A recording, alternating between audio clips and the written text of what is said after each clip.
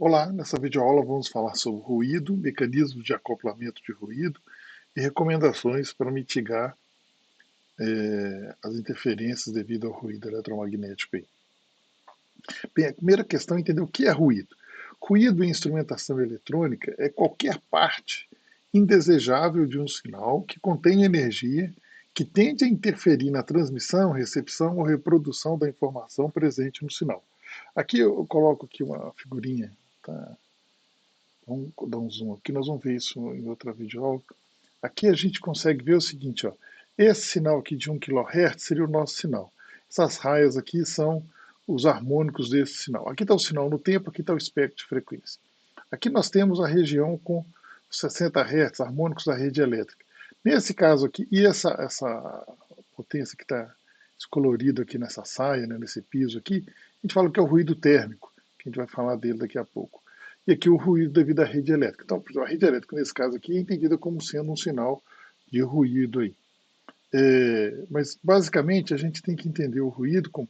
Existe um circuito gerador de ruído, existem mecanismos de acoplamento desse ruído e o circuito que está captando esse ruído. No caso, pode ser o nosso receptor, o nosso sensor, que a gente não quer, porque o ruído é um sinal indesejável.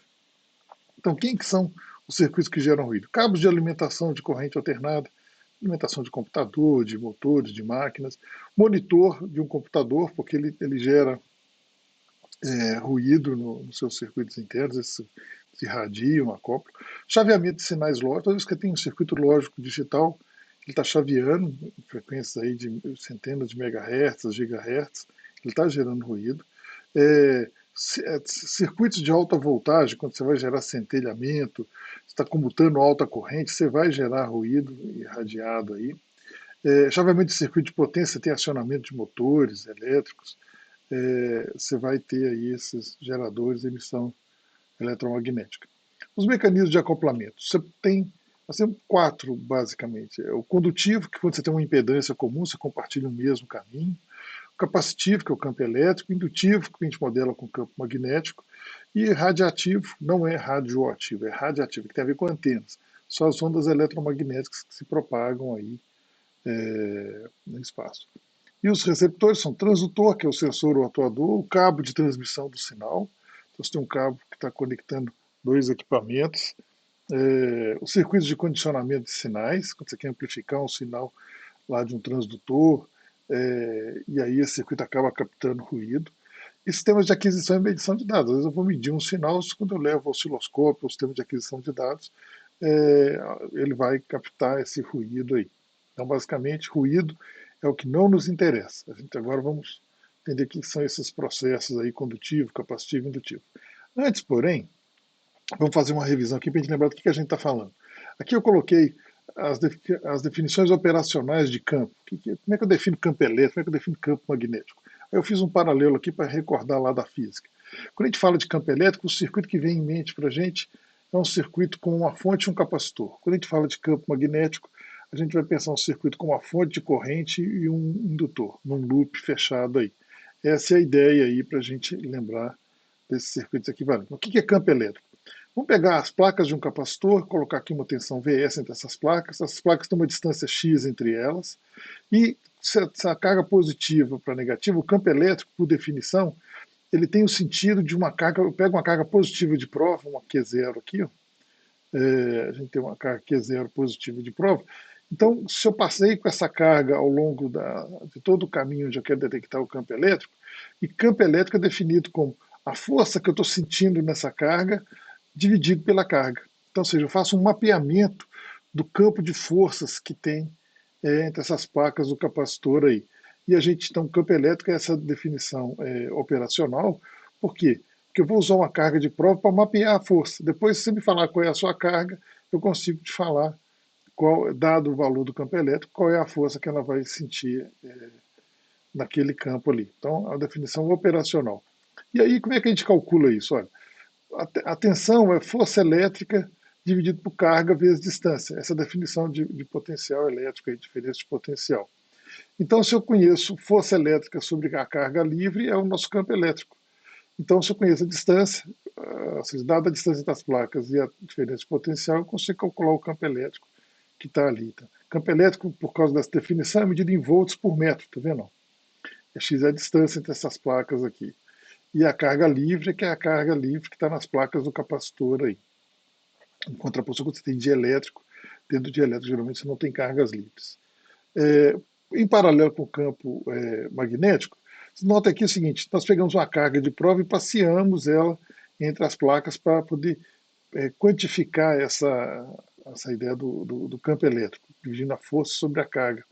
No caso do campo magnético, a gente imagina um condutor que está passando uma corrente elétrica lá, IL, e aí, na hora que você tem uma corrente elétrica circulando, essa corrente vai produzir um campo é, de intensidade magnética H no entorno dela.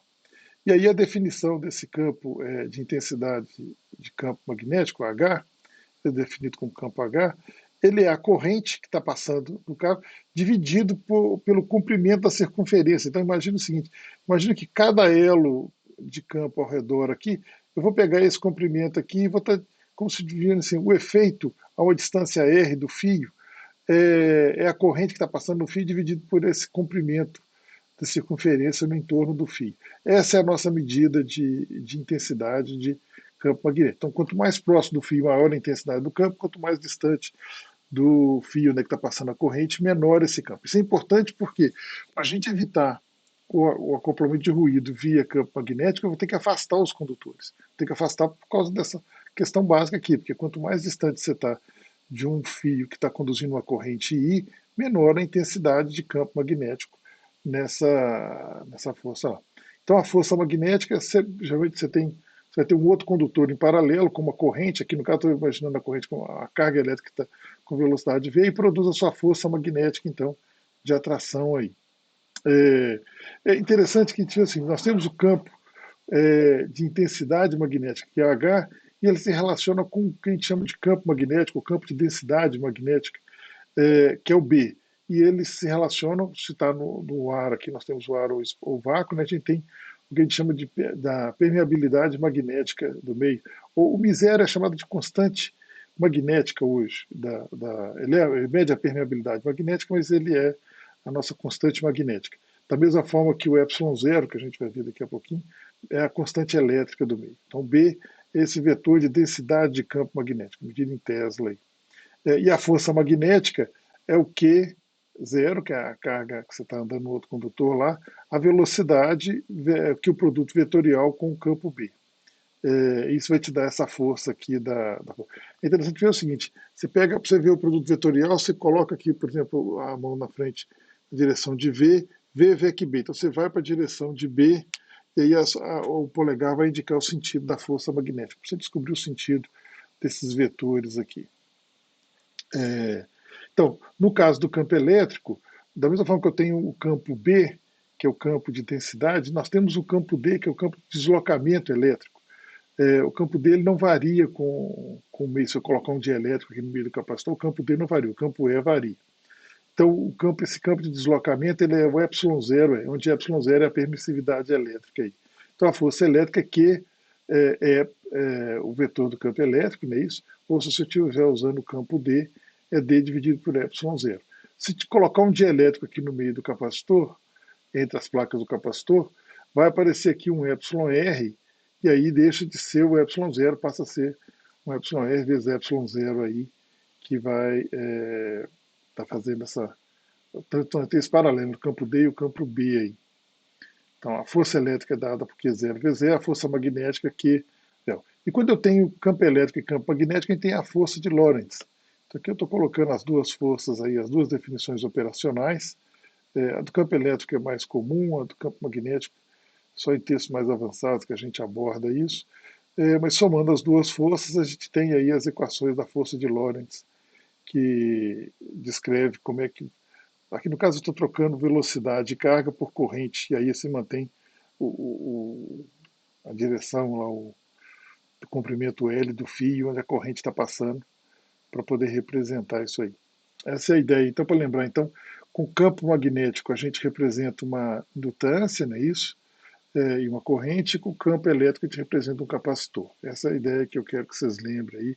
As equações aqui é só para a gente poder fazer esse tratamento. Aqui, A indução magnética, lembrando que da lei de Faraday-Ness, que é uma lei extremamente importante, aqui, não sei se vocês lembram do slide que tem essa animação, se eu tiver um ímã variando dentro de uma bobina, o campo magnético está variando dentro da bobina e vai aparecer uma corrente que está aparecendo aqui, pequenininha aqui, essa corrente aqui. Eu vou dar um zoom aqui, ver se melhora aqui.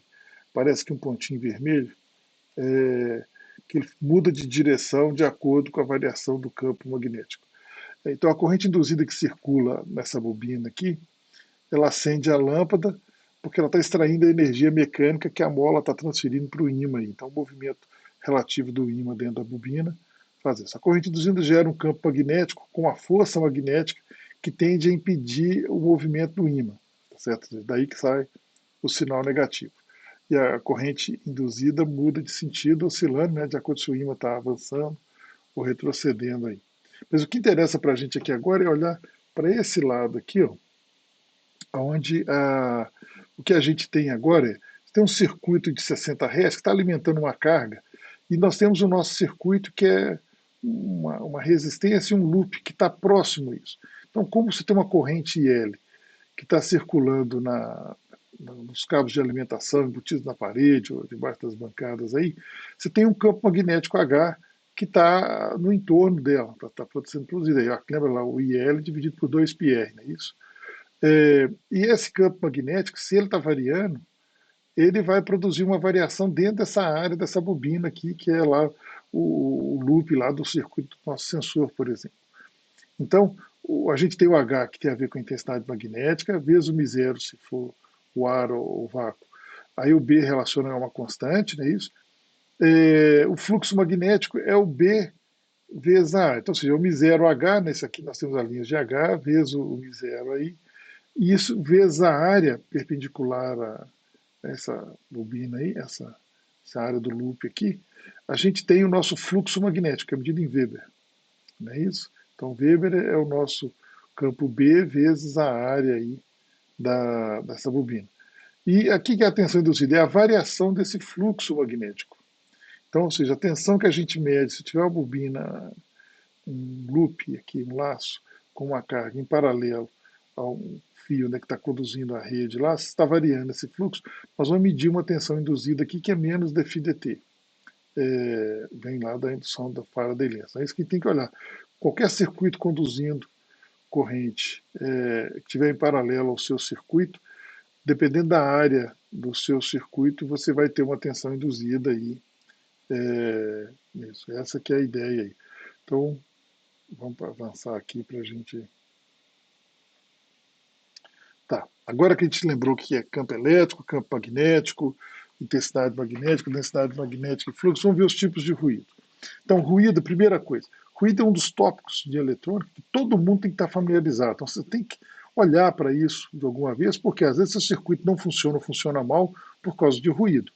Então, tem um professor australiano, o George Kennedy, que tem um livro de telecomunicações clássico, e quando ele tem o capítulo de ruído, que é o capítulo 2, ele abre o capítulo falando exatamente isso. Ruído é um dos tópicos de eletrônica que todo mundo tem que estar familiarizado, por causa dos efeitos que isso tem. Então, ó, tipos de ruído. Aqui tem uma figurinha que mostra que a frequência, baixa frequência, aqui a baixa frequência aqui está em período de anos, por exemplo. Os ruídos que vêm devido ao Sol variam a cada 11 anos. E tem os ruídos elétricos, como os aparelhos, telefone, computador, quando vão aumentando a frequência aí. Então, o primeiro ruído externo são os ruídos que vêm de tempestades solares, elas ocorrem tipicamente a cada 10, 11 anos. Nós devemos estar esperando uma aí, quando tem uma tempestade, ou seja, o Sol ele emite partículas carregadas, dá uma gorfada aí de vez em quando. Aqui está a Terra, vou dar um zoom aqui, essa figurinha para mostrar. Aqui está a Terra, tem o campo magnético da Terra. Quando o Sol emite essas partículas elétricas carregadas, quando elas chegam, o campo magnético da Terra não vai protege a Terra. Mas essas partículas, elas produzem, inclusive, nos polos, lá, por exemplo, no norte, lá da Suécia, Finlândia, Sibéria, e na Antártida, você tem esse efeito da aurora boreal, não é isso? Que essas partículas são aceleradas pelo campo magnético e você tem essa emissão de luz verde, um efeito muito bonito aí, porém perigoso aí. No caso da radiação solar, quando a intensidade dessa ocorre a cada 10, 11 anos aí, esse período dessa descarga do Sol, chegam a queimar satélites, isso interfere nas comunicações, você fica horas. É comum, por exemplo, TV a cabo, que parte da transmissão do sinal vem por via satélite, e aí você, quando está tendo tempestade solar, você vai ver uma mensagem lá assim, sinal, sem sinal devido à tempestade solar, porque você começa a afetar os satélites e aí você perde essa comunicação. Se a tempestade é muito forte, ela pode inclusive queimar circuitos, porque você induz tensões nos circuitos que chegam a queimar equipamentos em rádio, linhas de transmissão, subestação. E tem ainda o ruído cósmico, né, isso que é a radiação de fundo, devido às várias estrelas e a questão cósmica. O ruído cósmico a gente também, ele é um valor que ele aparece ao longo de todo o espectro, e é o que dá origem aí, a gente mede, hoje à medida que a gente faz o universo tem lá quase 13 bilhões de anos, porque a gente consegue medir a intensidade do ruído cósmico em todas as direções aí. Outro ruído que tem é o ruído atmosférico. Você tem uma descarga atmosférica, um relâmpago, quase aquela variação lá de centenas de kilovolts, megavolts ali, você gera um ruído e esse ruído é captado pelos aparelhos aí. E tem o ruído industrial, que são motores, fornos a arco, forno a arco, então que você usa para derreter metal, coisa complicada. Máquinas de solda geram muito ruído, e você vai captar. Antigamente, quando você ligava a televisão e alguém ligava o carro na garagem, a televisão analógica ficava toda cheia de ruído, porque o centelhamento do motor a combustão gera um ruído que era captado pela antena. Então, assim, você não conseguia assistir a televisão porque alguém está lá limpando o carro e acelerando o carro, e aí gera o ruído na televisão. Hoje, com a televisão digital, a gente não vê mais isso, ainda bem. E tem os outros, então, são ruídos externos. Assim. Tem um ruído agora interno. Ruído interno, por exemplo, o primeiro deles é o ruído térmico, chamado ruído Johnson, ou Johnson-Nyquist. Nós vamos falar dos dois mais à frente aqui. Ele está associado com a agitação térmica, por exemplo, em circuito em resistores. Então, o simples fato de você ter um componente que é feito de. Tem lá os elétrons e os resistores ali, tem vários componentes. A agitação térmica dos átomos, ela gera um ruído. E esse ruído é mensurável, que é o ruído térmico. E ele é chamado ruído branco. Você imagina que a cor branca tem todas as cores, não é isso? No arco-íris. Então, quando a gente pega um ruído que tem todas as frequências, a gente chama ele de ruído branco. Se a gente pegar um ruído que ele tem baixas frequências ou altas frequências, um ruído que só tem baixas frequências, a gente chama de ruído rosa. E daí, então vamos lá, eu vou falar mais à frente disso. Ruído de rajada de bala, shot noise em inglês. A tradução rajada de bala, até alguns traduzem, outros não, é lembrar o nome em inglês aí, shot noise. Ele é associado à agitação térmica de portadores de carga em junções semicondutores. Então, quando você faz uma junção semicondutor, você junta um cristal de silício dopado com pureza pentavalente e trivalente, você forma uma junção PN. Nessa junção, você tem ali, devido à temperatura, à agitação térmica, você tem um ruído, e esse ruído, quando você amplifica e coloca ele, você pode, às vezes, ouvir, no caso aqui não tem muito sentido, mas assim, você pegar a parte desse ruído e colocar na faixa de frequência de áudio, você vai ouvir como se tivesse alguém atirando no, lá numa plaquinha lá, mas nem sempre, tá certo? Ele está associado com essa agitação térmica dos portadores em junções semicondutores. Esse é o nosso shot noise aí. Ruído pipoca, ou burst noise, que é o ruído de disparos, né, de rajada. Ela é devido à presença de contaminantes. Por exemplo, quando você fala um semicondutor, você quer produzir só silício. Lá no meio fica um contaminante, pode ser uma partículazinha de ouro ou um outro contaminante que fica nisso. Hoje ele é bem raro. Por quê? Porque quando você tem um processo de purificação da produção do semicondutor, você praticamente não deixa mais impureza já. Por isso que as salas onde é que você produz circuitos integrados e tudo mais são extremamente limpas, para você evitar qualquer contaminante no ar que possa gerar essa impureza e o ruído pipoca. O ruído pipoca porque quando você ouvia no amplificador de áudio, ele parecia que era uma pipoca estourando no alto-falante. Os rádios mais antigos tinham esse ruído que ficava lá. Mas hoje em dia os semicondutores já de altíssima qualidade já praticamente não tem isso mais. A gente fala mais para lembrar do tempo aí. Ruído de cintilação ou de flicker Ele apresenta características de ruído rosa. Aqui está a questão, até voltei aqui, eu vou colocar a figurinha aqui. Ou seja, aqui está a frequência e aqui está a amplitude. O ruído, quando ele tem muita energia em baixas frequências, baixa frequência a gente associa com a cor vermelha. E aí, então, assim, quando você tem a mesma potência em todas as frequências, a gente fala ruído branco. Então, se você tem um ruído que está em todas as frequências, ele tem mais potência em baixas frequências, a gente tende a falar que isso é ruído rosa. Isso é chamado também como ruído 1 sobre F, e tem a ver com as flutuações desses portadores ao atravessar as junções aí. Aliás, ruído 1 sobre F tem grupos no mundo só para estudar ruído 1 sobre F, que ele aparece, por exemplo, nas cheias do Rio Nilo, do Rio Nilo, lá no Egito Antigo. Quando você pega os dados e olha a componente de frequência dos dados da variação, hoje não tem mais variação das enchentes do Rio Nilo, porque eles construíram barragens. Mas os egípcios monitoravam, por quê?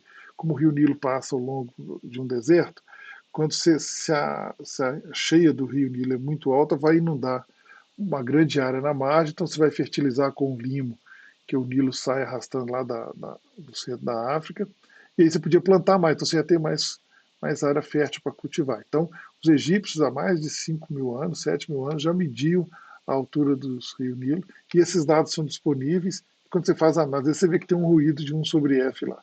Então, o ruído de 1 sobre F ele aparece em vários lugares, e em todo semicondutor, em todo amplificador ele existe. O que a gente faz é olhar para os dados do fabricante, ver qual a frequência onde tem esse joelho, onde ocorre esse joelho, ou seja, onde o ruído branco térmico ou de rajada ou de shot noise predomina em relação ao ruído do flicker noise de 1 sobre F, e a gente tende a construir um amplificador para operar nessa faixa de frequência aqui, exatamente para fugir dessa frequência alta em baixas frequências. Lembrando o seguinte, a maioria das coisas que a gente quer medir de variáveis físicas, temperatura, pressão, a variação está em baixa frequência. Então, por isso que nós vamos produzir técnicas onde o que a gente chama de modulação se eu tenho um sinal que eu quero medir, que ele está numa frequência baixa, a gente tende a modular isso, jogar esse sinal para uma região onde já estou acima da frequência de joelho do amplificador, e aqui que a gente amplifica esse sinal. Aí a gente amplifica o sinal nessa faixa de frequência, depois a gente demodula e volta com o sinal amplificado para a faixa que ele é lá de baixa frequência. Então a gente olha geralmente os amplificadores para essa frequência de joelho, onde o ruído 1 sobre F, que tem mais potência em baixa frequência, por isso que alguns chamam de pink noise ou ruído rosa. Aí. Alguns chamam de ruído marrom também, brown noise. Outro ruído de tempo de trânsito está mais associado com a variação das cargas elétricas. Da mesma forma que a gente tem o ruído shot noise nos semicondutores e o flicker, nós temos nas válvulas, aqui eu coloquei um desenhozinho só para a gente lembrar lá do que é uma válvula termoiônica. Você tem um catodo que você esquenta, ele emite elétrons, isso por agitação térmica. Se você colocar uma placa positiva aqui, uma bateria, ele vai atrair esses elétrons. A questão é a seguinte, aqui nós vamos colocar a nossa informação, geralmente vai estar aqui na grade, isso, que é o sinal que você quer amplificar lá com a válvula.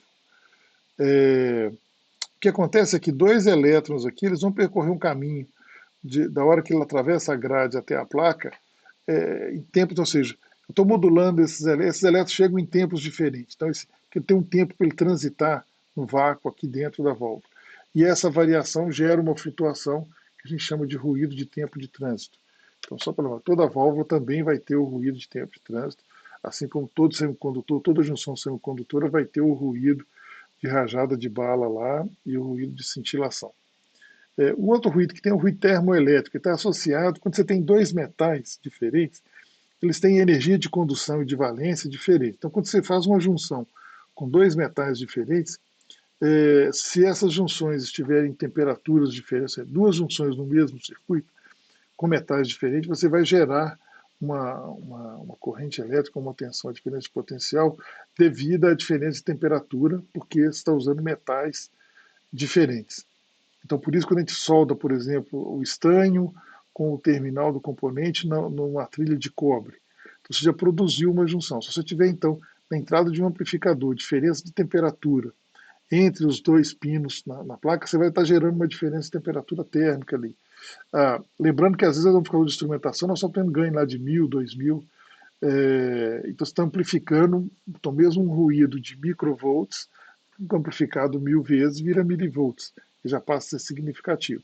Então, o que a gente tem que procurar é manter a mesma temperatura quando você está usando metais, você está fazendo solda de cobre com o terminal, o metal do componente e tal, evitar que as junções estejam em temperaturas diferentes. Então, assim, na hora que você faz um projeto, você tem uma parte do circuito que gera calor, que tem, por exemplo, a fonte de alimentação, passa correntes mais altas, que alimenta, ela vai gerar um gradiente térmico na sua placa de circuito impresso. Então, quando você projeta sua placa de circuito impresso para sinais de instrumentação, você quer manter qualquer gradiente térmico longe dos circuitos de entrada de pequenos sinais para evitar esses problemas aí. E ruído triboelétrico. Triboelétrico tem a ver com a tribologia, acho que eu até coloquei aqui. Tribologia é a área da física que estuda os fenômenos de atrito. Ok?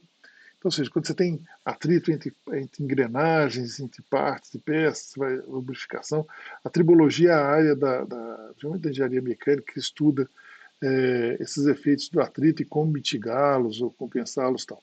Quando você tem atrito, quando nós temos um condutor que está isolado, você vai ter um atrito entre um condutor de cobre, por exemplo, e o encapsulamento desse cabo. E aí você tem um atrito, então, entre o fio e o encapsulamento dele, que geralmente é um isolante. Esse atrito, da mesma forma que você pegar uma régua e atritar no seu cabelo, você vai gerar cargas elétricas, o atrito do condutor, quando o cabo está balançando, ele produz também uma tensão, uma carga elétrica, que vai resultar numa tensão elétrica, e isso pode influenciar. Por exemplo, eu já vi isso duas vezes. Eu tinha um equipamento lá no Cefet, que era uma bomba de recuperação de calor, e usava um compressor e o termopar que você colocou. O termopar são esses sensor de temperatura, né, isso, com as duas junções. Você colava ele em determinada parte do, do sistema lá de recuperação. Como o cano estava vibrando, o cabo do termopar ficava vibrando. Então, ou seja, todo sensor termopar que você colocava naquele ponto, se o cabo dele ficasse vibrando, dava uma diferença de 2 graus lá no circuito de conversão. E você queria precisão de meio grau. Então, ou seja, às vezes o fato do cabo do seu sensor estar tremendo, está vibrando, né, isso porque vai gerar o atrito entre o condutor e o encapsulamento, isso vai gerar uma tensão que, quando for amplificada, pode resultar numa diferença de temperatura. Eu lembro que eu só segurei o cabo para ele parar de vibrar, a temperatura igualava, soltava o cabo. E outra vez, sensor de fotocélula. Tinha uma aluna que estava monitorando uma sala, ela colocou vários fotocélulas para medir a intensidade luminosa, como é que variava a intensidade, para ver se usava só iluminação artificial ou iluminação natural. E tinha um sensor que estava próximo à porta e ficava com o cabo balançando, formando um loop. Como o vento passava pela porta, o cabo ficava balançando. E aí, essa aluna de mestrado lá foi me procurar, falou assim, para tentar ajudar ela a explicar por que aquela célula que estava próxima à porta dava uma indicação que era 10 a 20% diferente das outras. Não tinha uma variação igual àquela. Quando eu cheguei lá, eu olhei para o cabo, assim, já, do ponto de vista do Luminotec, estava tudo equalizado. Eu peguei, olhei o cabo, ela tinha deixado o cabo uma distância grande, balançando em cima assim, de uma carteira que ela tinha colocado o sensor. E eu falei, olha, o seu cabo está balançando.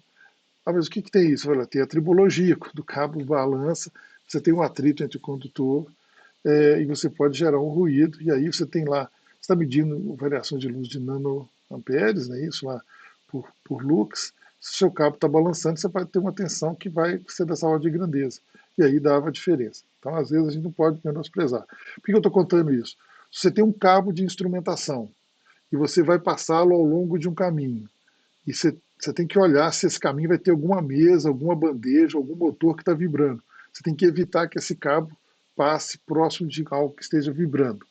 Se o cabo vai passar por um lugar que tem um forno, tem uma variação grande de temperatura, evite também rotear o seu cabo por regiões que você tenha grandes gradientes de temperatura. Então, a ideia de entender o ruído e que ele é feito, não é porque você vai estudar o ruído, o efeito diretamente, mas é que são coisas para você prestar atenção, porque ruído é aquele tópico que você tem que estar familiarizado para você saber de onde que vem a provável fonte de interferência que você quer eliminar.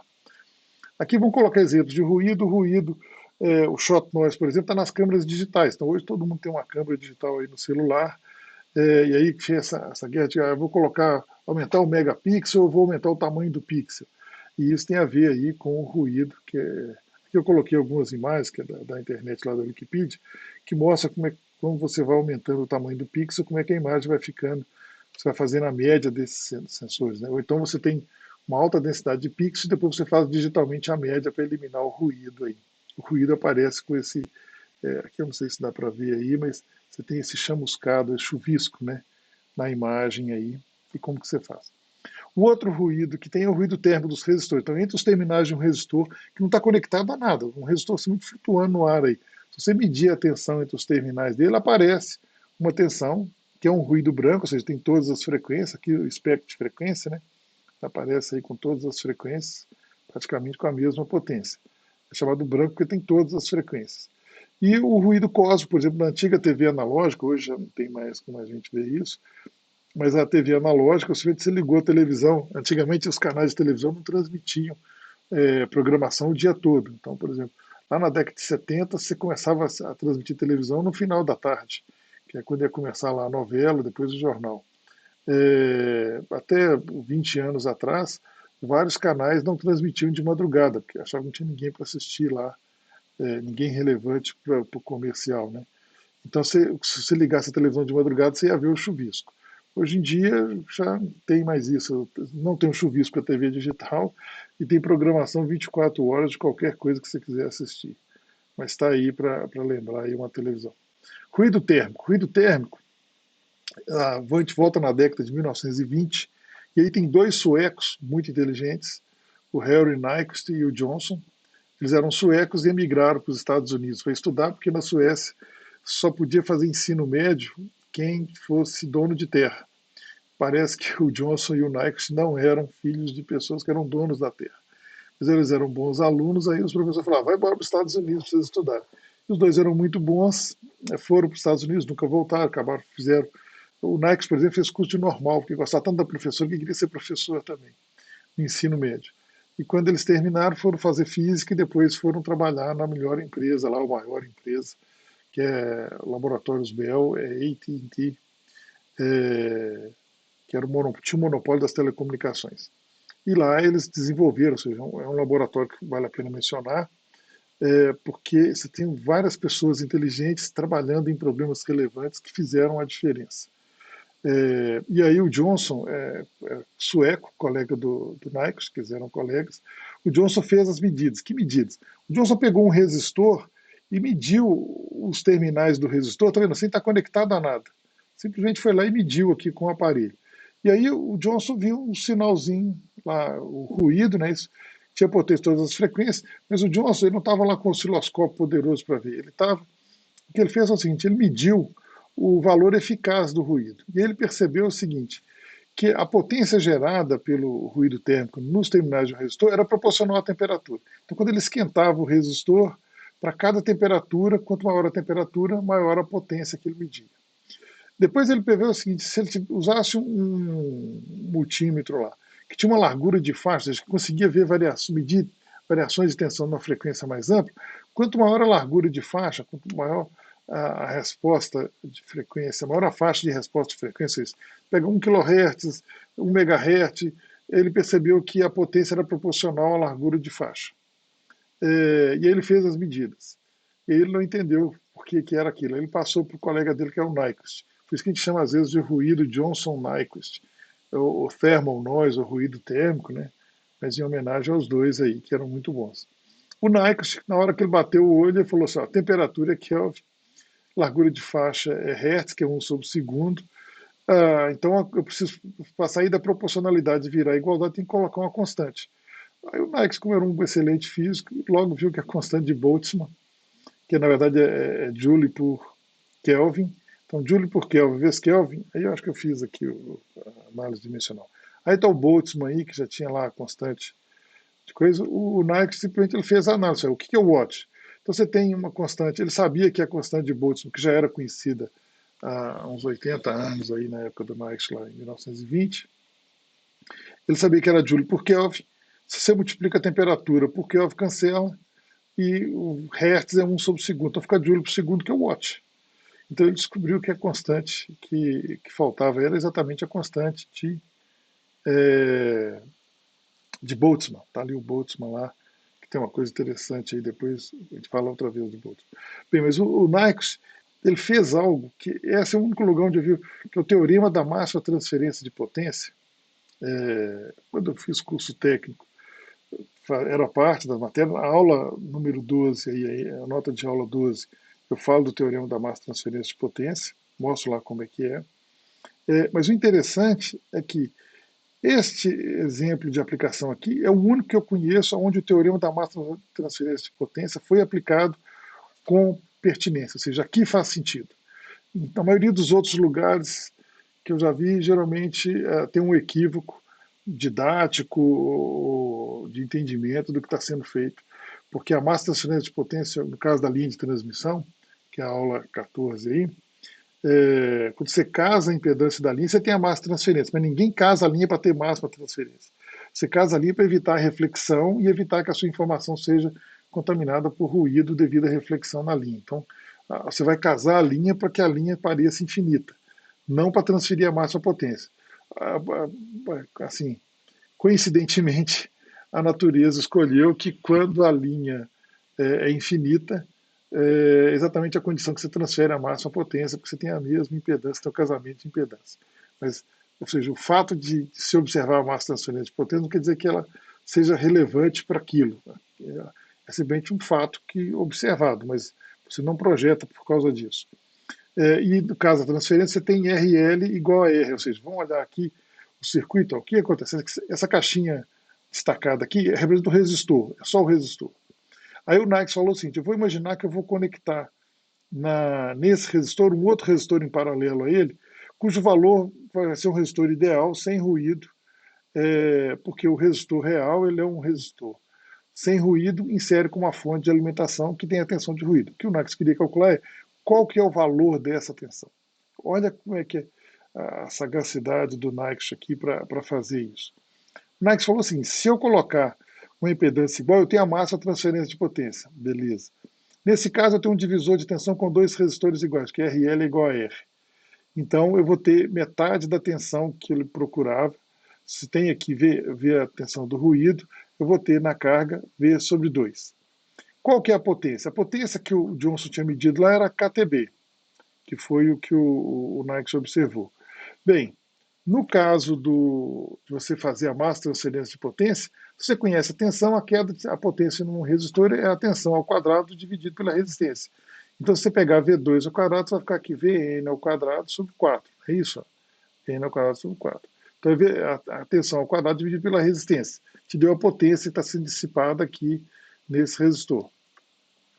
E a potência máxima na carga ocorre quando RL é igual a R, assumindo que esse RL aqui, teoricamente, era sem ruído. Aí agora é simplesmente igualar as duas coisas. Vai igualar KTB com a potência no ruído lá, quando houver a máxima transferência de potência. E aí ele sai magicamente com a expressão para qual que é a tensão lá no resistor, que V2 igual a 4R KTBW, ou que V-nós é igual a raiz quadrada de 4R KTBW. O que significa isso? Quanto maior o valor da resistência, a tensão de ruído vai ser maior, só proporcional à raiz quadrada. Quanto maior a temperatura, ou seja, quando você aumentar a temperatura, lembrando que a temperatura aqui em Kelvin, ok? Então, assim, o delta de centígrados é a mesma coisa, só para lembrar que tem que ser o valor em Kelvin. E quanto maior a largura de faixa do seu equipamento, do seu aparelho, do seu amplificador, por exemplo, o que é largura de faixa? Um canal de AM, ninguém mais ouve rádio AM, né? Mas ele é 10 kHz. Um canal de FM é 200 kHz a largura. Um canal de TV analógica é 6 MHz. Então, ou seja, num canal de TV analógica, você vai ter muito mais ruído, porque a largura de faixa é muito maior do que num canal de FM, que é só de áudio aí. Essa é mais ou menos para ter a ideia aqui da coisa. Vamos ver um número aqui, colocar números para ficar mais fácil a gente traduzir isso, o que é. Então, ó, se eu tiver uma impedância lá de uma televisão lá, de 75 ohms de entrada, largura de faixa do canal analógico, 6 MHz, Temperatura 300 Kelvin, 27 graus Celsius. Isso é 300 Kelvin para arredondar aí. Se eu colocar esses valores aqui e fizer a conta, olha, sem nenhum sinal, nós já temos 2,7 microvolts na entrada dessa televisão. Então, ou seja, 2,7 microvolts é o ruído térmico, simplesmente por ter componente resistivo lá na entrada da televisão. Essa é a ideia aí. Ou seja, todo resistor vai gerar ruído. Quanto maior essa resistência, maior esse valor. E essa fórmula aqui é a fórmula que você decora. Então, o V do ruído de um resistor é raiz de 4 kTbr, a constante de Boltzmann. Vocês vão notar que toda a folha de dados de componente, de um amplificador operacional ou de um transistor, ele vai te dar o ruído em volts por raiz de hertz. Por quê? É muito comum você chegar aqui e colocar o VN e aí você divide aqui por raiz de BW. De BW. E aí essa expressão que sobra aqui é 4RKT. Então aqui ele vai te dar, a especificação às vezes te dá em volts por raiz de hertz, é a especificação, ou ampere por raiz de hertz, né, se divide o resistor aqui pela tensão também. Você pode ter ampere por raiz de hertz ou volt por raiz de hertz, é a unidade que os fabricantes usam para especificar ruído. Aqui um exemplo de um osciloscópio.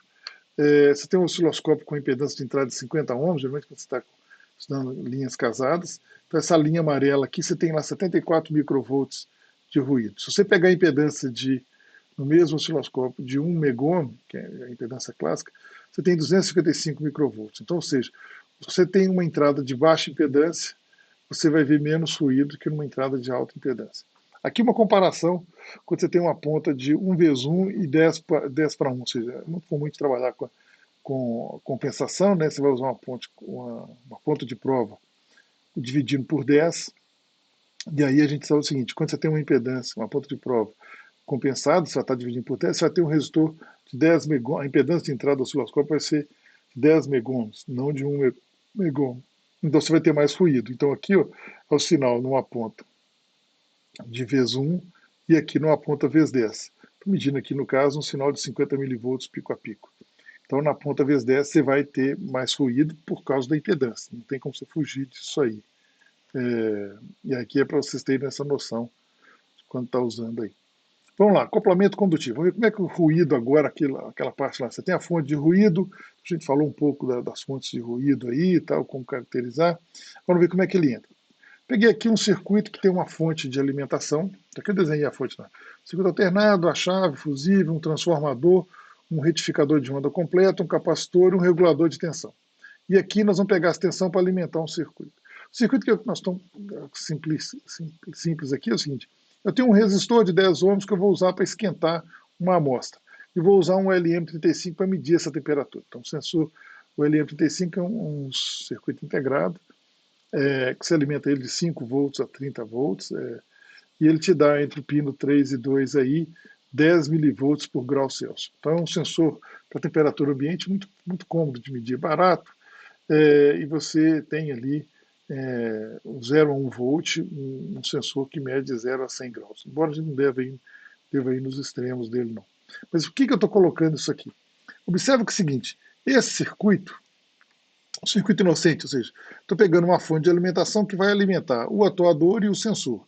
Eu tenho que alimentar ele com 5 volts. Então estou colocando aqui, teoricamente, 5 volts lá no sensor para poder medir a temperatura e vou aproveitar isso também para poder alimentar o atuador lá, que seria um resistor lá, que é uma corrente bem maior, não é isso? 5 dividido por 10 aqui vai dar meio ampere, não, 0,5 amperes, isso, de corrente, uma corrente relativamente alta e do sensor aqui de temperatura praticamente desprezível aí, pela ordem de miliamperes ou de centenas de microamperes. Então, o acoplamento condutivo resulta do compartilhamento em série através de uma impedância diferente de zero de correntes. Vamos ver isso. Olha só, a corrente que sai da fonte aqui passa pela carga e vem para cá. E eu tenho uma corrente também que passa, que ativa o sensor e passa e volta aqui. Observe o seguinte, se eu estou medindo a tensão na saída do sensor de temperatura entre esse ponto e o terra, essa queda de tensão aqui ó, vai estar junto com o que nós estamos medindo, né? Ou seja, não estou medindo em relação ao pino. Eu sei que entre o pino 2 e o pino 3 varia 10 milivolts por grau Celsius. Só que a tensão que está sendo medida aqui, o V2, está pegando lá no terra da fonte. Então eu estou pegando, como eu compartilhei o mesmo caminho, se essa corrente é muito alta e a resistência do fio variar, você vai ter essa variação, que é o que a gente vê aqui. Ó. As correntes de carga IL do sensor atravessam as resistências RW1 e RW2. E a leitura da voltagem V2, aqui do sensor, não é isso? Ela é perturbada pela queda de tensão em RW3 e RW2 e 3, que é a resistência do caminho aí. Ela é pequena, 10 miliohms? Sim, mas o que nós vamos ver é o seguinte, que isso é significativo. Como é que eu elimino esse acoplamento condutivo? Observe assim, olha, eu vou voltar aqui o slide, olha como é que nós estamos, as duas correntes estão passando pelo mesmo fio. Agora, o que a gente faz? A gente pega um fio para o sensor e outro fio que eu deixei em vermelho aqui para a resistência, que é o circuito de maior potência. O simples fato de separar os dois caminhos, ou seja, por quê? A fonte reguladora ela mantém a tensão desse ponto para esse constante. E aí você agora está alimentando o LM35. A outra coisa que a gente observa aqui, então eu elimino esse caminho comum, né? Isso eu uso com fio em paralelo aí, que eu impeço essa coisa. A leitura da voltagem do sensor, eu sei que é do pino 2 para o pino 3, então eu vou usar aqui um amplificador diferencial, que vou estar medindo aonde? Entre esses pontos, mais e menos. Ó. Não vou medir lá no terra da fonte. Eu uso dois canais para poder medir a tensão com maior precisão aqui. E as correntes de carga IL do sensor percorrem agora ramos em paralelo, tá vendo? Não estão mais desfrutando o mesmo caminho. Então eu eliminei o acoplamento condutivo. Aqui tem um caso conhecido, o seguinte, geralmente quem trabalha com a parte de biologia, que faz monitoramento de sinais de animais, sapo, ou cobaias lá, ou de ser humano, os amplificadores precisam pegar sinais de milivolts ou centenas de microvolts e amplificar, porque vão te dar os sinais vitais lá. Então, quando você pega o layout do amplificador, você observa várias trilhas em paralelo, porque a alimentação do amplificador vai numa trilha diferente da alimentação do circuito de condicionamento da entrada, do circuito de medição. Então, parece, às vezes, que você vai querer otimizar o layout e tirar essas trilhas, o circuito não funciona por causa do excesso de ruído por caminho condutivo aí.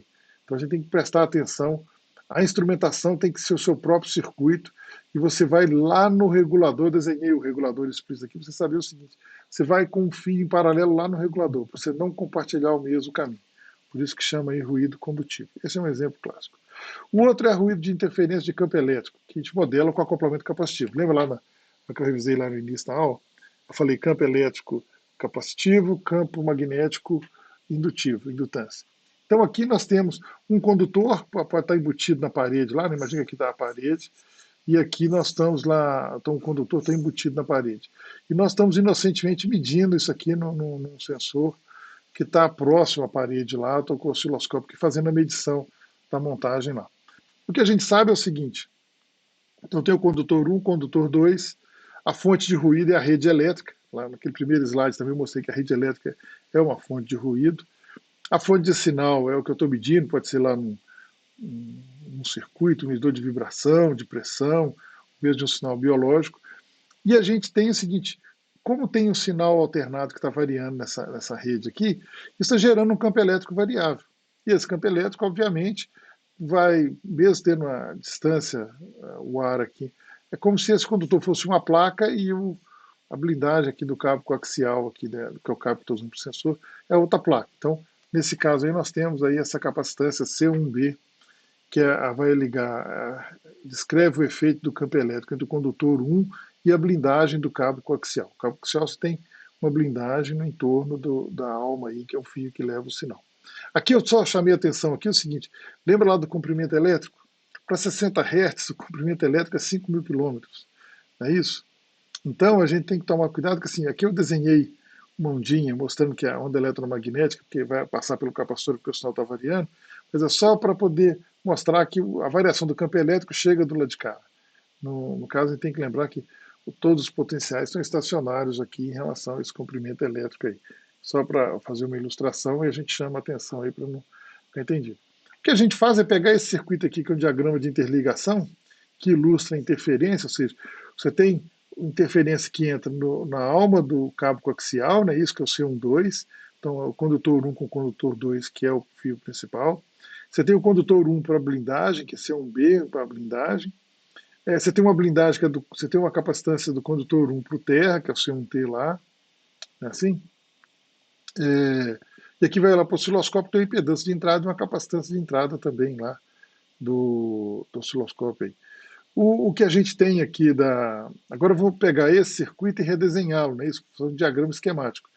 Então, basicamente, quem tem aqui o pino 1, aí eu saio o pino 1, passa no C12, olha lá, C12, vai aqui até o pino 2, esse aqui é o condutor 2, né? Esse aqui eu estou representando o nó 2 aí. E aí nós estamos representando a fonte de VS, é isso, só com linhas horizontais e verticais aqui para redesenhar o circuito. Bem, essas capacitâncias aqui do condutor 1 para a blindagem ou para o terra não interessa para a gente. Então, por isso que a gente redesenha o circuito de forma simplificada, é o que nos interessa. Aqui a gente tem uma fonte de ruído, que é a rede elétrica. Então, o VR aqui, o R está fazendo as dupla função R de ruído e R de rede elétrica. E aqui o nosso sinal. E o que nós vamos medir é esse sinal V2 aqui. Aí aqui eu deixo para vocês fazer como exercício, por superposição, como são componentes lineares. Então você zera a fonte de tensão VS e calcula a parcela afetada que aparece em V2 devido a VR. Depois você faz a mesma coisa, você zera o VR e calcula o sinal aqui que vem depois em V2 por causa de VS. Se você fizer isso, a superposição, aí aqui nós vamos ter o seguinte, essa impedância 1,2 aqui, que é essa capacitância aqui, ó, ela é relativamente alta, tem uma impedância relativamente alta de acoplamento capacitivo, ou seja, quanto maior a distância do seu circuito da parede ou de um condutor, menor essa capacitância, então maior essa impedância, essa reatância aí. E aí a gente equivale a dizer que a fonte de ruído da rede elétrica, quando você está distante do seu circuito de medição, equivale a dizer que é a fonte de interferência de baixa potência. Por quê? Se essa impedância é alta, pouca potência do ruído vai chegar no nosso sinal. Ou eu posso falar que essa fonte de ruído é de baixa potência, que é o que a gente quer. A gente não quer que o ruído entre lá. Bem, se você fizer a superposição, vocês vão encontrar aqui essa expressão. Eu deixo para vocês como exercício, para vocês fazerem isso aí. O que interessa aqui é o seguinte, é que 1 é muito maior do que esse tal 1, 2, tal 1. Aqui está explicado quem é quem aí. E aqui o RI é muito maior do que essa parcela. Então eu posso aproximar esse sinal aí, o sinal V2 aqui medido, ele vai ser tal 1, 2, tal, quem que é tal 1, 2? A gente vem aqui e vê aqui, ó, tal 1, 2, RI em paralelo com RS, então é RI em paralelo com RS, vezes C12, que é a capacitância de acoplamento da rede elétrica lá. Então vai ser, o sinal que a gente vai medir em V2 vai ser aproximadamente esse valor. Observe o seguinte, se eu fizer a capacitância pequena, eu estou reduzindo, tá 1, 2, eu estou reduzindo quanto de ruído vai chegar no sinal. Como é que eu faço essa capacitância ficar pequena? Eu simplesmente vou proteger o cabo coaxial com a blindagem, para não deixar nenhuma parte exposta, e vou afastar dos circuitos de potência que estão gerando ruído. Não é isso? Você tem uma fonte de ruído, um canal de acoplamento e o que você está pegando. Então, se você afasta isso, você quer minimizar essa parcela aqui, porque você quer medir a VS. A outra forma que você faz isso é se você reduz a impedância do sensor, o RS. Se RS diminui, como RS está em paralelo com RI, ou seja, se RS vai ficar em paralelo com RI, quanto menor a impedância do seu sensor, menor o valor desse tal S aí, tal 1, 2.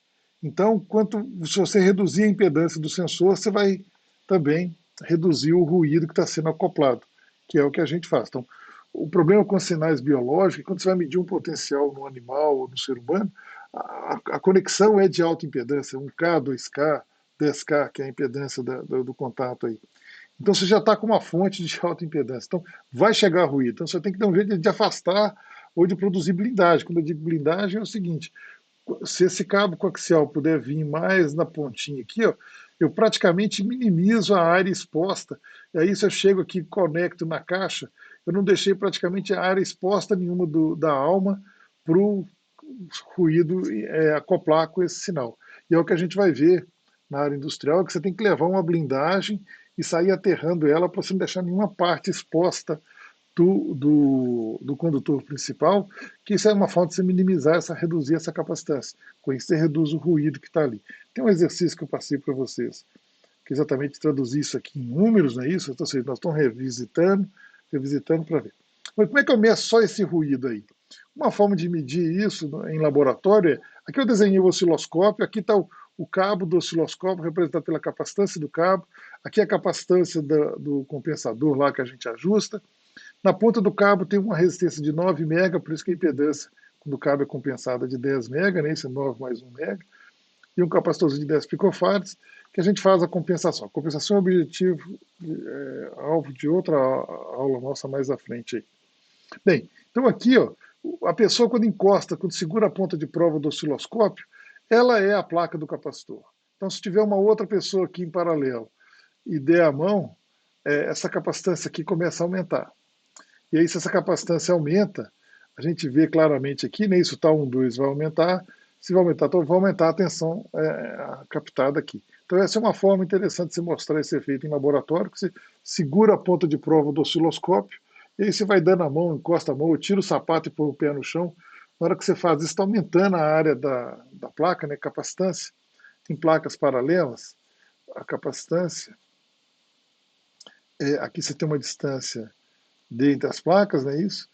E a gente sabe que a capacitância é epsilon A sobre D, onde A é a área da placa, não é isso? Isso aqui A é a área da placa.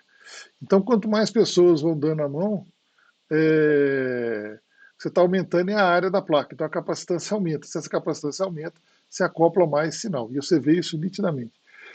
No laboratório, a gente chega a medir aqui, quando uma pessoa segura a ponta, quando a turma inteira está dando a mão, encosta a mão na bancada, a gente chega a medir 100 volts induzido aqui nas pessoas aqui, quando estão fazendo esse teste no laboratório. Se você encostar no osciloscópio, você vê aí 18, 20 volts de pico, pico a pico, é comum encontrar. O outro tipo de ruído agora que a gente vê, de interferência, é o de campo magnético. Ele é modelado com acoplamento indutivo. Então vamos lembrar aqui o seguinte, ó, nós temos um circuito que está embutido lá na parede, está alimentando uma carga, né, pode ser um ventilador, um forno de micro-ondas, um ferro elétrico está lá do lado, e você tem o circuito de medição está aqui. O fato de você haver uma circulação de corrente no seu circuito que está em paralelo lá, ou seja, essa corrente está circulando aqui nesse circuito de carga, você produz o campo magnético, não é isso? A gente produz aí o condutor 1, condutor 2, fonte de ruído, e aqui está lá, estou lembrando a regrinha aí do corrente produz um campo H, que é a corrente dividida pelo comprimento da circunferência no entorno desse fio, não é isso? Então, quanto mais longe seu condutor tiver, essa linha aqui tem um H bem menor do que o H interno e assim por diante. Então, a ideia aí é a gente afastar esse cabo. Aqui que é uma coisa interessante, gente. Olha só, o cabo coaxial, ele tem uma malha, ele protege contra campo elétrico. Mas a distância entre a alma e a malha, assim, você ainda passa campo magnético, ainda atravessa esse campo aqui. E aqui na ponta lá, da ponta de prova que você está medindo, quanto maior o loop que você fizer, se aumentou a área, vai estar entrando aqui linhas de campo magnético. E essa área daqui desse condutor, essa área toda que está aí, ó, todo o campo magnético vai variando, vai induzir tensão. Como é que a gente representa isso em circuito? A gente é a área do laço indutivo, não é isso? Dentro do cabo coaxial, que você está, o cabo só tem uma pequena distância assim aqui, se você colocar isso aqui do lado, grudadinho num cabo de energia, você vai ter campo magnético induzindo, você vê essa variação, você mede isso, eu vou mostrar mais à frente. Como é que a gente modela essa aproximação aqui devido ao campo magnético? A gente coloca um transformador. Ou seja, a corrente passando numa bobina produz um campo magnético que vai acoplar com o circuito que está do lado de cá. Na verdade, a gente está vendo as linhas, o φ aqui, o dφ dt aqui, vai ser a tensão induzida nesse cabo devido à variação do campo magnético lá no circuito que está rodando em paralelo. Então a gente modela isso como indutância mútua, que a gente chama esse M aqui de indutância mútua, que representa o acoplamento magnético. M representa o acoplamento desse fluxo através da área interna do loop, não é isso? Ou seja, se você produzir dois fios que estão próximozinhos assim, ó, você reduziu imensamente o que é a área de loop, então você reduz acoplamento com campo magnético. Então, isso aqui te dá a noção do seguinte: para mitigar acoplamento de ruído via campo magnético, eu tenho que manter os meus dois condutores o mais próximo possível. Tá certo? Essa é uma das formas aí da gente fazer. A quarta forma, então tem o condutivo, o capacitivo, o indutivo, não é isso? Agora a gente vê o radiativo, que é quando você tem uma onda eletromagnética que está sendo irradiada. Então a fonte de campo eletromagnético nesse acoplamento radiativo ela está distante. Aqui eu desenhei como se fosse uma estação de rádio, que você tem lá um transmissor que joga num par trançado, vai na antena, e isso vem a onda eletromagnética, né, isso aparece a onda eletromagnética ali, que vai chegar no seu circuito de medição. E esse ruído. E se a gente, assim, em qualquer lugar que a gente está hoje, você tem campo eletromagnético variando. Então, o seu circuito tem uma parte descoberta, ele vai captar esse sinal, ok? Aqui vale a pena, eu vou falar um pouquinho para vocês, bem brevemente, sobre antena e propagação de ondas de rádio, para vocês entenderem um pouco melhor isso aí. Tentar fazer essa parte de explicar a antena sem usar equação matemática, porque a matemática fica bem complicada, até mesmo para quem faz engenharia, só na pós-graduação que você avança mais com isso aí. Então, eu vou tentar fazer o esforço aqui de explicar uma onda eletromagnética sem precisar de equações, okay? Para que vocês entendam o problema e saibam. O objetivo dessa aula é de falar das fontes de ruído para que você entenda e saiba como mitigar o acoplamento de ruído. Então, circuitos, por exemplo, de alta frequência, acima de 1 MHz, qualquer computador, celular, tal, eles vão estar operando com uma antena, ou seja, essa antena de polo aí, vão estar irradiando ondas eletromagnéticas. Então, a ideia aqui é como que a gente faz isso? O que é uma antena de polo? É uma antena que você tem dois fiozinhos aí, nesse um transmissor no meio.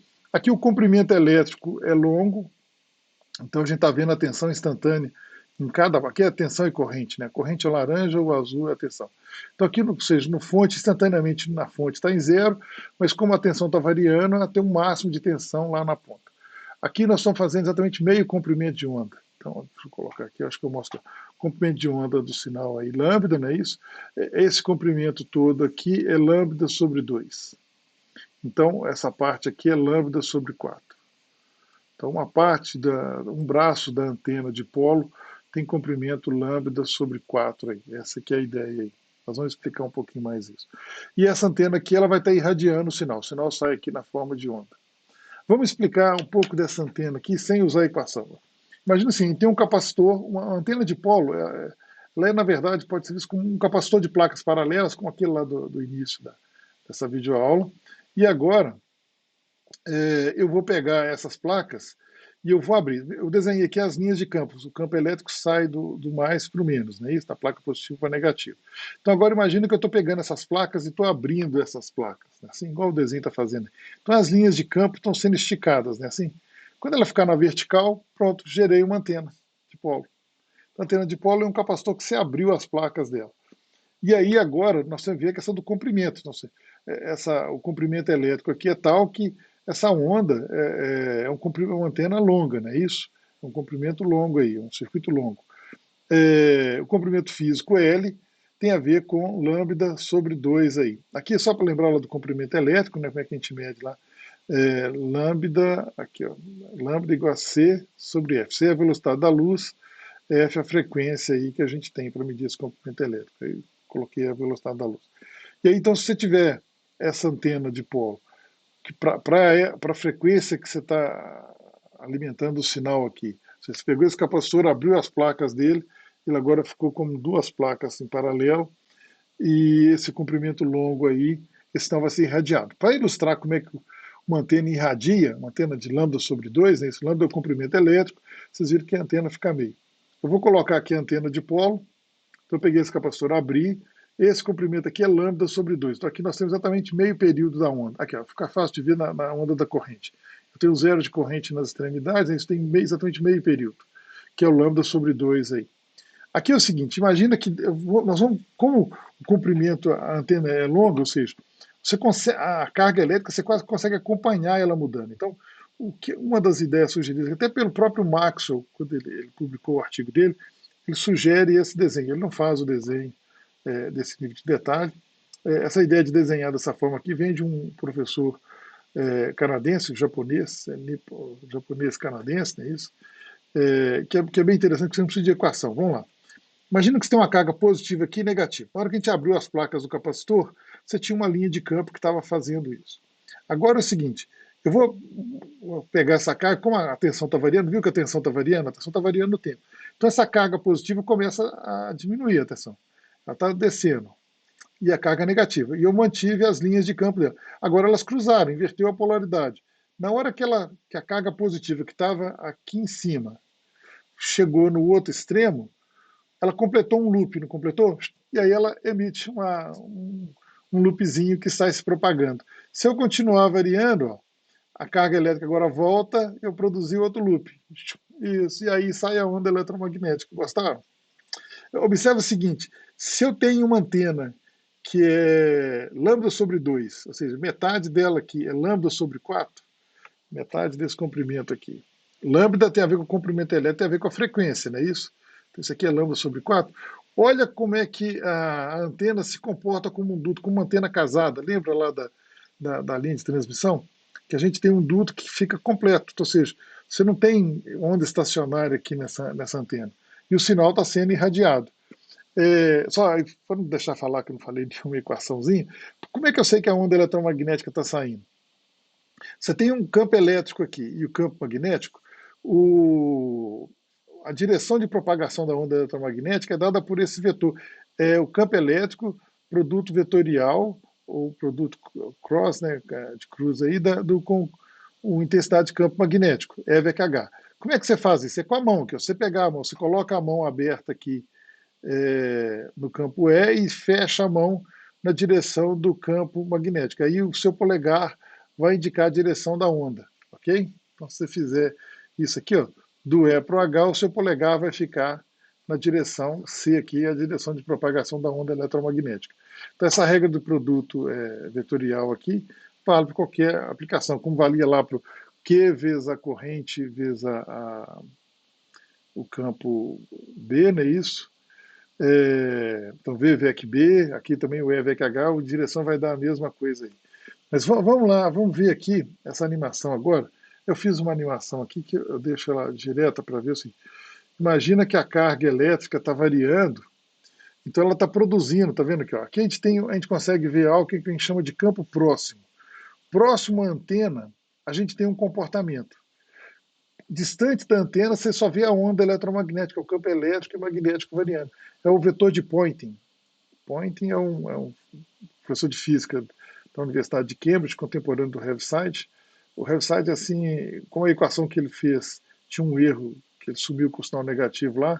O Heaviside falava que a única coisa da gente chamar o vetor de Poynting, de propagação de onda eletromagnética de Poynting, é porque a letra P de Power é a mesma letra P de Poynting, entendeu? Para fugir desse estigma que o Heaviside criticou um professor de Cambridge, e ele não tinha nem segundo grau lá, o pessoal hoje costuma chamar esse vetor de Poynting aqui de S, tá certo? Eu mantive o P aqui para fazer o comentário com vocês, porque talvez esse vetor de Poynting mostra a direção que se propaga a potência irradiada pela onda eletromagnética, e a VQH. Mas aqui é para vocês verem isso aqui, ó. Você imagina o campo elétrico está trançando, ele vai produzir esses loops, e esses loops em longa distância a gente entende como campo elétrico e magnético variando. No campo próximo, você tem um comportamento ligeiramente diferente, as equações são ligeiramente diferentes, é só para você reforçar, então. E aqui na antena, que a gente tem a questão do comprimento elétrico. Então veja que estou pegando tudo que a gente viu até agora, o comprimento elétrico, linha de transmissão, e agora você vê que abriu o capacitor, transformei numa antena e ele está irradiando. Qualquer circuito que tiver essa configuração aqui vai estar irradiando aí o sinal. Aqui eu coloco no próximo slide, eu paro a animação, só para ajudar o seguinte, para lembrar o que eu falei para vocês. Acompanhe uma carga elétrica oscilando. Então, aqui a primeira vez essa mesma carga no outro instante pula para a posição 2, está vendo? Desenhando a linha mais fina para ver se você consegue ver ela acontecendo aí. E essa parte vermelha aqui mostra metade do semiciclo. O tema do lambda sobre 2, que é o comprimento da antena é lambda sobre 2. Metade da antena é lambda sobre 4. Você tem que ter esses números porque eles apareciam lá na linha de transmissão, aparece aqui na antena e não é coincidência. Aqui é o seguinte, ó, exatamente na hora que a carga elétrica, o positivo que estava aqui chega aqui e o negativo que estava aqui trocou, né? Ou seja, esse negativo veio para o lado de cá, você começa o segundo semiciclo. tá ok? E aí que vai gerar a sua onda aí e ser transmitida. Por que que isso é importante para a gente? Porque aí vem a pergunta, por que que quando eu tenho dois fios em paralelo eu não tenho onda irradiada? E quando eu tenho esses cabos abertos, aqui está a extremidade onde os fios estão abertos. Por que que aqui eu estou irradiando onda e aqui eu não estou irradiando onda? Da mesma forma, se o comprimento elétrico é longo, o que eu tenho? Imagina aqui que eu tenho um mais e um menos. Eu tenho a separação de. A corrente, ela está vindo nesse sentido aqui e vai passar nesse sentido. E depois, no semiciclo negativo, a corrente inverte, não é isso? Ou seja, a corrente fica assim, ó, vai assim, e depois ela inverte e vai no outro sentido. Então, ao longo do fio aqui, você pode imaginar aquela coisa do mais e menos, igual a gente fez do capacitor. Então, a carga sai, ela fechou um loop. Se você olhar aqui o fio que está exatamente do lado, em paralelo, ele vai estar produzindo, como a corrente está fazendo nesse mesmo sentido, aqui você vai ver o loop no sentido contrário. Então eles se cancelam, tá vendo? Aqui, ó, isso aqui tem um loop num sentido, aqui no outro, que vai se cancelar. Então essa é a ideia, assim, você colocou dois cabos em paralelo, quanto mais próximos eles estiverem, eles não irradiam, porque os campos que sairiam dali se cancelam.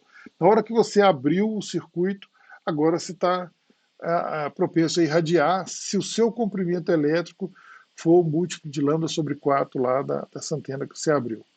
E como é que a gente faz para mitigar isso? A gente trança o fio. Então, se você pegar um cabo de rede aí, que está, um cabo de Ethernet, né, são 4 fios de pares trançados. Por que o par é trançado? O par é trançado para você minimizar a área de loop e aproximar os fios, que aí você evita de se irradiar. Porque a internet você tem lá 100 MHz, 1 GHz, hoje é comum aí. Quanto maior a frequência de transmissão no cabo, você vai ter que blindar. Eu vou mostrar no próximo slide aí. Mas a ideia aqui é que o cabo de par trançado, em inglês twisted pair, cuidado que algumas pessoas traduzem com o tradutor de internet e traduz twisted pair com cabo torcido. Não é cabo torcido, é cabo trançado. Então, pelo menos o técnico tem que saber que twisted pair é traduzido como par trançado. Então, anota aí para vocês não se esquecerem disso. Então, o sinal eletromagnético que seria irradiado pela circulação de corrente no cabo, ele é cancelado, né, isso, dessa parte, e os sinais que se cancelam, e os sinais induzidos por campo. Se tiver um campo magnético induzindo aqui, ó, como eu trancei o cabo, esse campo H aqui, não é isso? Se tiver um campo H aqui, aqui ele vai variar num sentido, aqui como eu troquei os fios, no sentido contrário. Então, mesmo que um pouquinho da passe entre o encapamento e a alma, você cancela essa indução eletromagnética que vem pelo campo de intensidade magnética aí. E é isso, por isso que o par trançado é fundamental também, ou seja, não basta aproximar os fios, você tem que trançar para você cancelar isso aí. Vamos olhar aqui agora no circuito clássico, que é o objetivo da gente aí na disciplina, instrumentação e eletrônica aplicada. É assim, eu tenho um sensor que está aqui representado por essa caixinha, tem lá um transmissor de corrente de 4 a 20 mA, um cabo de par trançado que vai pegar esse sinal que está lá no chão de fábrica e vai levar até uma sala de controle, até um sistema de aquisição de dados, que tem uma impedância onde eu vou medir a tensão sobre essa impedância. Tem uma fonte hoje padrão, quase que no industrial, de 24 volts. Então vamos dar uma olhada aqui em cada uma desses balãozinhos. Primeiro vamos olhar aqui, por que eu estou usando um cabo trançado? O par é trançado porque ele minimiza a área de loop entre os dois fios e cancela o ruído acoplado por campo magnético. Ou seja, se tiver um campo magnético atravessando aqui, ó, o mesmo campo H, ele vai induzir uma tensão nesse loop com a polaridade e depois com a polaridade reversa. Não é isso? Porque você trançou o cabo. Então você usa isso aí. Então, ok, isso aqui já foi ticado. Por que eu uso uma malha com blindagem? Por que eu tenho uma trança, uma malha, uma blindagem nesse cabo? Porque ele protege contra o campo elétrico, não é isso? O campo elétrico tem a efeito da gaiola de Faraday lá. A gente viu lá que aquela capacitância 1, 2 é que acopla o ruído. Se eu colocar um cabo coaxial ou um cabo blindado e eu aterrar a blindagem, eu reduzir essa capacitância para acoplar esse ruído. Por isso que observa também que eu vou pegar essa blindagem e vou aterrar ela num único ponto, tá vendo que ela é aberta do lado de cá, ela é aterrada só na fonte. O que eu estou fazendo? Isso aqui é como se eu estivesse levando o invólucro elétrico do circuito até o chão de fábrica lá. Quando eu faço, eu não deixo área nenhuma para introduzir acoplamento de ruído, né? Então, o aterramento da blindagem apenas numa extremidade vai evitar aqui. Uma outra coisa que aqui vai até ficar bom o desenho. Se por acaso tiver uma diferença de potencial entre essas carcaças aqui do instrumento, aqui está lá no chão de fábrica, aqui está na sala de controle, se tiver um caminho para ele passar, se a blindagem estiver aterrada do lado de cá, você tem. Deixa eu limpar isso aqui, perdão. Eu vou desenhar por cima aqui. Ó. Se eu tiver um sinal que está aterrado aqui, e aqui, esse lá também, tem um outro terra lá, outra blindagem longe. Se nós pegarmos essa blindagem e ligarmos na carcaça aqui, ó, você acaba criando um caminho para esse ruído passar por efeito condutivo. Lembra lá que ele acaba passando por aqui, ó, e aí você acaba induzindo um sinal na sua entrada lá devido à circulação. Você tem um caminho comum com ele aí. Tá? A gente não quer isso também. Então, ok. A blindagem já falamos. Diodo transórbico. Isso aqui são dois diodos. Imagina dois diodos ligados em antiparalelo. Se eu tiver uma variação de sobretensão aqui, esse diodo evita isso. Então ele protege contra a sobrevoltagem. Por que eu uso uma ponte retificadora? Porque o meu sinal aqui tem uma polaridade, que eu vou transmitir em corrente com a polaridade. Essa ponte permite que eu possa ligar o meu circuito de medição no sensor sem preocupar com a polaridade. Porque não interessa se eu ligar o vermelho em cima e o azul embaixo ou vice-versa, o sinal aqui sempre vai estar com a polaridade correta. Então a ponte retificadora protege contra a inversão de polaridade. A exposição mínima dos condutores internos para evitar acoplamento radiado. Por que eu vou aterrar esse cara aqui e vou levar ele até o conector na entrada do sensor lá? Porque exatamente eu quero proteger contra isso. Por que eu vou transmitir sinal em corrente? Para evitar perdas de queda de tensão ao longo do cabo de transmissão. Então, quando a corrente, a mesma corrente que passa aqui, vai passar lá dentro da fonte e vai voltar aqui. Então, ou seja, quando eu transmito em tensão, não, eu vou ter queda de tensão nos diodos, vou ter queda de tensão na impedância da linha. Transmitir em corrente ajuda, facilita isso. Então, tic, tic, tic, tic, tic, tic, tic. Sobrou isso aqui. O sensor a gente vai colocar dentro de uma caixa metálica para blindar ele de campo elétrico. Peraí, mas o campo magnético, cara, passa, né? E se não tiver campo magnético aqui próximo, se o sensor estiver do lado de um motor, de alguma coisa, tem campo magnético. Se esse sensor estiver próximo de uma fonte de campo magnético muito forte, eu não vou usar uma blindagem metálica simples, eu vou usar mimetal. O que é mimetal? É um material que ele tem uma alta permeabilidade magnética, ou seja, ele é um curto-circuito para campo magnético. Então, se eu colocar esse circuito dentro de uma caixinha, quando tiver campo magnético, o campo magnético fica no contorno, passa pela borda e não entra. Onde você vai encontrar algo parecido com o mimetal? Todo alto-falante, aqui eu estou sem internet, todo alto-falante tem um material amarelo, aqui está o imã lá do alto-falante, não é isso? Isso, se olhar, tem um metal aqui amarelo, não é isso? Olha lá para você ver que recobre o ímã. Se você pegar uma chave de fenda e vier externo a esse metal, você praticamente não tem atração magnética. Por quê? Porque todo o campo magnético do ímã que está fechando aqui, ele fecha por esse metal que protege. Os aparelhos de televisão analógica, em torno do seletor de canais, tinham uma capinha que era de mimetal também, para evitar que o campo magnético do transformador tal chegasse lá e perturbasse. Então a gente usa mimetal quando tiver isso aí. Então, resumindo aqui. Essa aqui eu estou colocando a foto aqui agora do cabo de rede, né? Isso para você ver que um cabo de rede categoria 7, ele vai ter par trançado, blindagem individual e uma blindagem que está em contato metálico, você tem o contato dessa blindagem do cabo como todo aqui. Com isso você consegue proteger o sinal e transmitir maiores frequências, que é o que acontece com categoria 7 aí. Então, as recomendações agora. Vamos agora ver assim, por que eu expliquei campo magnético, campo elétrico, indutância, acoplamento, área, fluxo? Porque é o seguinte, primeira regra, afastar os cabos de transmissores de sinais dos cabos de condutores de alimentação de potência, principalmente nas calhas. Tem um caso típico aconteceu uns 10 anos atrás, numa usina hidrelétrica, aí passaram o cabo de aterramento na mesma bandeja de instrumentação. A usina funcionou durante 15 anos, até um dia que caiu um raio e na hora que como o cabo do para-raio estava passando dentro da mesma bandeja que os sensores, queimou toda a instrumentação. Então não tinha nenhum sensor, nada, nenhum circuito de comunicação. A usina simplesmente desaparece no sistema de monitoramento dela, porque o cabo de para-raio, que é o cabo de proteção da usina, Jogaram ele dentro da mesma bandeja que passava. Você tinha uma bandeja de cabos de energia e de cabos da instrumentação, que eram separadas as bandejas. E passaram o cabo do para-raio na bandeja dos sinais e sensores.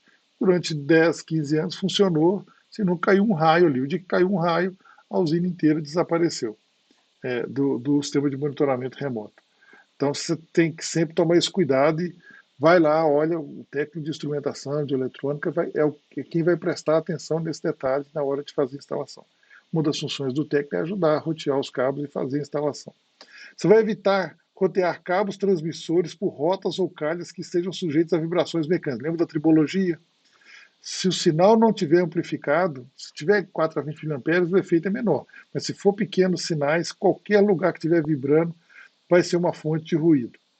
Evitar a diferença de temperatura entre as junções dos cabos metais diferentes. Ou seja, você tem metais diferentes, evita manter gradiente térmico ali próximo disso. Usar um único ponto de aterramento, evitando acoplamento. Então, você vai usar um único ponto de aterramento de referência para evitar o acoplamento condutivo aí, dessa coisa toda. Resumindo, vamos ver agora um estudo de caso. Isso aqui é um projeto que eu desenvolvi aí há uns 15 anos com a CEMIG, que é a usina hidrelétrica aí, de Gafanhoto, que a gente montou um sistema de monitoramento de medição de vazão em tempo real. E aqui durante a usina, você vai visitar a usina para ver, aqui nós estamos vendo o salão que tem os geradores, aqui estão os geradores. Aqui dá para você ver assim, isso aqui é a turbina, os geradores vão estar no vão de cima aqui e embaixo a água está saindo lá no canal de fuga lá, não sei se dá para ver aqui, tá. A imagem na época com o celular não era de muita resolução, vou dar um zoom aqui para ver se melhora. Então você tem uma usina, a água está vindo aqui lá da barragem, passa na turbina e sai no canal de fuga aqui. E aí você tem, aqui tem fotos tinha sensores aqui na tampa da turbina, tá? Aqui o ponto 3 tinha um sensor de pressão. Aqui está no vão superior, está lá o gerador, onde é que estava o sistema de aquisição de dados. Eu vou mostrar aqui o sistema de aquisição de dados. Ó. O pessoal da equipe lá montou uma edição.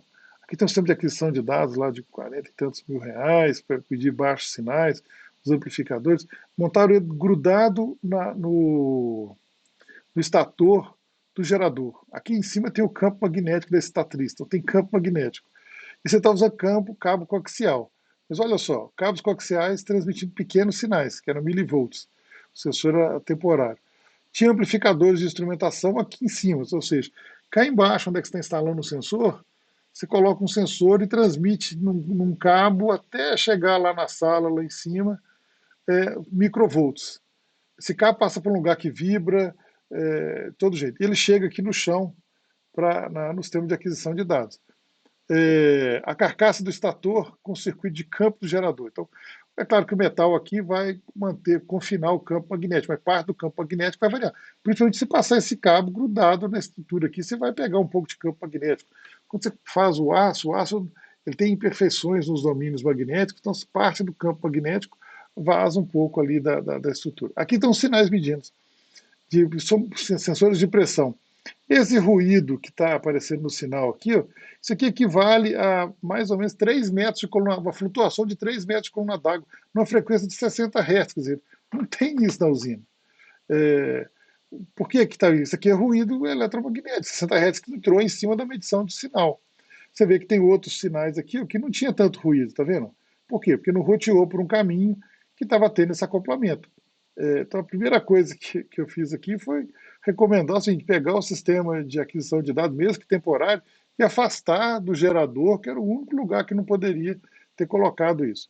Depois acabou que a gente fez um projeto para uma usina, nós instalamos sistema de monitoramento de vibração. Aqui eu coloco fotos para vocês. Ó. Aqui tem um exemplo da instrumentação. Aqui está o eixo de uma turbina, a turbina está aqui embaixo, o gerador está na parte de cima. Aqui estão sensores que a gente instalou, está vendo? Cabo blindado, são sensores aqui de proximidade, eles medem, esse eixo tem que girar mais ou menos, aqui gira a cerca de um gap aqui de 25 milímetros, ou seja, o espaçamento aqui é de no máximo 25 milímetros. Tem que monitorar esse gap, esse eixo não está raspando aqui na estrutura. Esse sensor aqui vai para uma caixa, onde esse sinal chega, nós temos o condicionamento do sensor aqui, e depois esse sinal vai sair aqui, essa caixinha laranja, esse módulo laranja aqui, é um conversor de tensão para corrente. E nós vamos transmitir, então, aqui tem o cabo blindado, tá vendo? Esse cabo blindado está indo até lá próximo do gerador. Esses cabos aqui saem corrente e vão para um bloco onde esses cabos vão chegar, todos blindados, está vendo? Nós vamos abrir a blindagem só próximo do conector que está indo para o sistema de aquisição de dados. Aqui está a controladora, que é da National, que é um computador, tipo um CLP, faz o papel do CLP, que você vai medir os sinais aqui. Esses sinais depois, que estão numa sala de comando dentro da usina, vai para a sala de controle que está fora, onde tem a tela de monitoramento. E aqui nós vamos ver a tela do computador que está com a órbita lá, ou seja, aquele eixo, quando fica girando, ele produz um deslocamento, uma órbita dessa forma aí. E depois, remotamente, nós fizemos esses dados subirem para a internet, aí qualquer engenheiro lá da técnica da CEMIG poderia acessar esses dados remotamente. Então você tem sensor, condicionamento de sinais, amostragem, interface e o sistema. Vou mostrar aqui agora, como é que é a documentação disso. A gente faz um diagrama de interligação, aqui está a turbina, aqui está a montante, que é onde é que está o reservatório, você tem um conduto forçado, a água passa pela turbina e vai sair no canal de fuga e vai embora para o rio lá. Aqui está o eixo e aqui está o gerador. E essas bolinhas aqui são Z, medidor de deslocamento de proximidade, V é medidor de vibração, é acelerômetro, então, e P é medidor de pressão. Aqui eu acho que não está nem representado. Então a gente produz uma lista com os tags, com cada sensor, onde eles estão, e aqui é o documento de interligação que a gente faz. Como é que é esse documento? A primeira coisa que a gente faz é dividir a folha de papel. Aqui eu te dou a localização física. Este sensor está lá no canal de fuga, depois que a água passa pela turbina, ela vai retornar para o rio. A gente chama essa parte de canal de fuga. Tem uma caixa de passagem que está próximo do vão da turbina, está afastado do eixo. Tem uma caixa de passagem lá. Ops, perdão aqui. Então aqui nós temos a caixa de passagem. Depois da caixa, tem uma outra caixa de passagem que está mais distante ainda, onde eu faço uma outra interligação com os cabos. E lá em cima, na sala de comando, eu tenho um gabinete que é onde vai ter entrada de dados para a controladora. E da controladora tem um cabo aí que já liga via Ethernet, que vai até a sala do servidor, na usina lá que a gente fez esse projeto. Aqui eu vou mostrar para vocês. Então, ó, um documento com um diagrama feito para montagem, que o técnico e o engenheiro tem que pegar esse documento e ir para o chão de fábrica e reconhecer os conectores e onde que eles estão. Então, lá no topo, na linha do documento, a gente coloca a localização física. O cabo de par trançado. Aqui nós não estamos trançando o cabo, não, mas ele é um cabo de par trançado que passa um sinal de 4 a 20 mA. Todos esses sinais, quando chegarem na controladora, vão passar por um filtro anti-eles analógico, antes de você digitalizar o sinal. O aterramento do cabo ele é feito apenas lá no gabinete, onde é que está entrando na placa de aquisição de dados. O aterramento da blindagem é somente no gabinete. Então aqui, ó, a gente vai dar um zoom aqui para vocês verem aqui, ó. Aqui está destacado que é o terra, esse cabo está vindo, aqui sempre a malha, mas a malha está sempre aberta, tá vendo? Até chegar no sensor lá no chão de fábrica, lá, tá aqui, ó. Essa malha de aço aqui vai até próximo, mas ela não está aterrada ali, não. Aqui eu dou um exemplo de como é que é o sensor de vibração. Ele é uma caixinha, tem vários pinos conectores. Como é que a gente representa isso? Eu coloco os números de cada pino desse aqui, ó. Então, por exemplo, pino 3, 4 e 5 tem cabos que eu estou conectando. Esse outro sensor amarelo, esse aqui é um conversor de tensão para corrente, está aqui. A gente representa ele. Aqui está o capacitor. Esse capacitor é esse capacitor aqui, ó.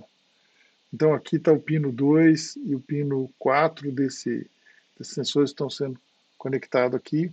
Então a gente representa no diagrama apenas os conectores, com o nome, VX01. Aqui está o VX01, e aqui está o acelerômetro, que vai lá, o acelerômetro são apenas 2 cabos, ele é um sensor que você usa um loop de corrente para medir. Tá vendo o mais e o menos dele? Eu representei o mais e o menos. E onde que ele está fixado? Ele está fixado no canal de fuga. Aqui está o diagrama de pinagem das chaves que ajusta esse transmissor aqui, ó. Esse circuito aqui, coloquei junto essa parte aí. É isso aí.